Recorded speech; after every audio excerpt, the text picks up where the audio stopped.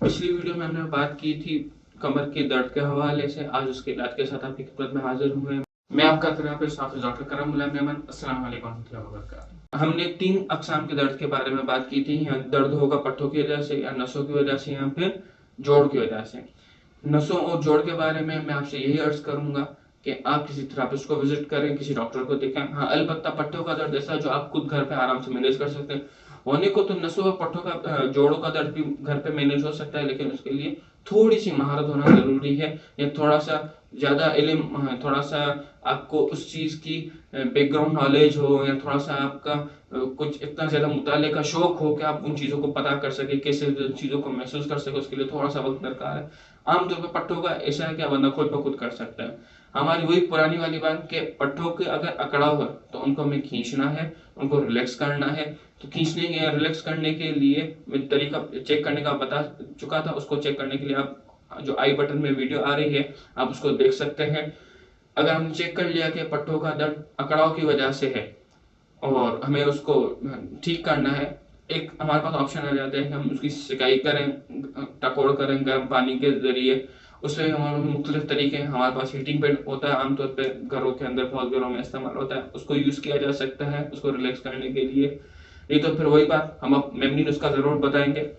आप सादी सी पानी की बोतल ले लें जो आपके घर पे आमतौर पे कोल्ड ड्रिंक वगैरह मेहमानों के लिए इस्तेमाल होती है, घरों में पीने के लिए इस्तेमाल होती है। उस पानी की बोतल के अंदर गर्म पानी भर लें, 2 बोतलें ले लीजिए और कमर पर उसको रोल कीजिए। 10 से 15 मिनट आप उसको रोल करवाएं। या फिर अगर कोई रोल करने वाला नहीं, आप अकेले रहते हैं, तौलिए के अंदर वो 2 या 3 बोतलें भर रख लीजिए और उसको अपनी कमर पर लगा लीजिए। यहाँ उस बोतलों को रखकर उनके ऊपर लेट जाइए। दोनों तीनों तरीके आप उसको अप्लाई कर सकते हैं।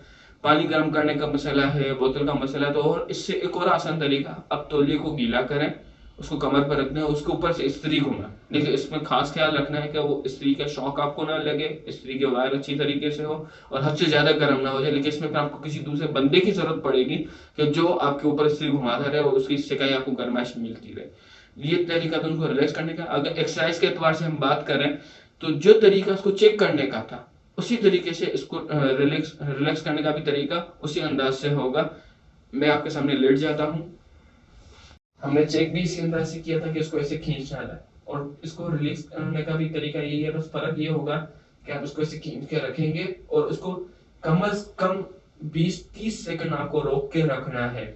आपने इसको रोक के रखा और फिर 1 मरतबा 2 मरतबा आपने रोक के रखा। अगर आपको बहुत ज्यादा तकलीफ हो रही है तो आप एक एक टांग है जो बारी बारी करें। पहले एक टांग को कर लिया, फिर दूसरी टांग को कर लिया, 2-3 मरतबा आपने अलग अलग टांगों से किया, फिर दोनों टांगों को मिला के किया। ठीक है, जब आप इन दोनों टांगों को कर लेंगे और 30-30 सेकंड का दौरान ये गुजर चुका होगा तो आपके पट्टे काफी रिलैक्स हो चुके होंगे।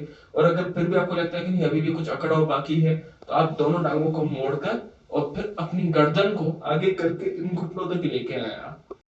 आप अपनी टांगों को ऐसे मोड़ेंगे और फिर घुटनों से अपनी पेशानी को मिलाना है आपको, ताकि आपको मुकम्मल खिंचाव पड़े। और इसको आपको 20-30 सेकंड होल्ड करना है, या कम से कम 5-6 मरतबा इस चीज को आपको दोहराना है। आपने अपने अकड़ों को ठीक कर लिया। अब हमारे पास आती है कि आया इसकी ताकत में कमी है, कुव्वत में कमी है, तो में उसकी वजह से हो सकता है कि दर्द हो रहा हो। तो इसके मुख्तलिफ से स्टेप्स हैं, मैं आपको वक्तन फवक्तन हर एक स्टेप करके बताऊंगा। सबसे पहले शुरू में आपको सीधा लेट जाना है। आप सीधा लेट गए और फिर आपको अपनी टांगों को मोड़ना है और अपनी कमर को ऊपर उठाना है ऐसे करके, और इसको आपको रोकना है। 30 सेकंड रोक सकें तो बहुत अच्छा है, नहीं तो आप शुरुआत 5 सेकंड से कर सकते हैं। फिर हर दूसरे दिन 1 सेकंड बढ़ाते रहे, 6, 7, 8 करते करते 30 सेकंड तक आप पहुंच जाए। ठीक है, तो आपको रिलैक्स छोड़ देना और इस एक्सरसाइज को कम से कम 5 मरतबा दोहराना है आपको। ये स्टेप 1 हो गया। आप इसे उल्टा लेट के सेकंड स्टेप के लिए, और फिर आपको सिर्फ गर्दन के ऊपर करना है और फिर नीचे ऊपर नीचे, वही दोहरानी हमारा वही रहेगा। 30 सेकंड तक होल्ड करना है और 4-5 मरतबा दोहराना है। 30 सेकंड नहीं हो सकता, 5 सेकंड से शुरू करें और हर दूसरे दिन 1 सेकंड बढ़ाते रहे। फिर दूसरा स्टेप, कोहनियों के बल आप ऐसे सीधा हो जाए और फिर अपनी गर्दन को ऊपर उठा के रखें, और इस चीज को भी आपको ऐसे ही दोहराना है। ये कोहनियों के बल जो खड़ा होना है, कोहनियों से सपोर्ट लेनी है। ऐसा नहीं कि आपको अपना पूरा का पूरा वजन कोहनियों पे छोड़ दें। बल्कि आपका वजन कमर पर ही होना चाहिए, कोने से थोड़ा सपोर्ट लेनी है। जब आपको लगे कि आप 30 सेकंड तक ये कर लेते हैं तो फिर आप तीसरे स्टेप की तरफ जाएं। और तीसरा स्टेप होगा, आप अपने बाजू को सीधा कर देंगे और पूरा ऐसे ऊपर हो जाएंगे। और इस चीज को आप होल्ड करेंगे। होल्ड करने का तरीका वही बरकरार रहेगा, 30 सेकंड तक होल्ड करना है और 5-6 मरतबा इस चीज को दोहराना है। फिर चौथा स्टेप हमारा होगा कि हमें एक टांग को इसे पीछे की तरफ से उठाना है। आप देख सकते हैं कि टांग सीधी उठ रही है, ये खम ना है, बीच में मोड़े नहीं, बिल्कुल सीधे ऐसे उठाना है। इसका भी रोकने का तरीका ये होगा, जब चौथा स्टेप क्लियर हो गया तो फिर 5वें स्टेप में आपको दूसरी टांग को उठाना है, इसको होल्ड करना है।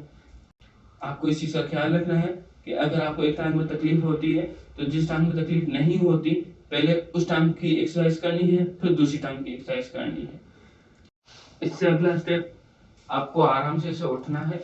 और फिर आप बचपन में आपने देखा होगा कि हम बच्चों के लिए हम ऊंट बनते थे, घोड़ा बनते थे, इस तरीके से रह जाना है।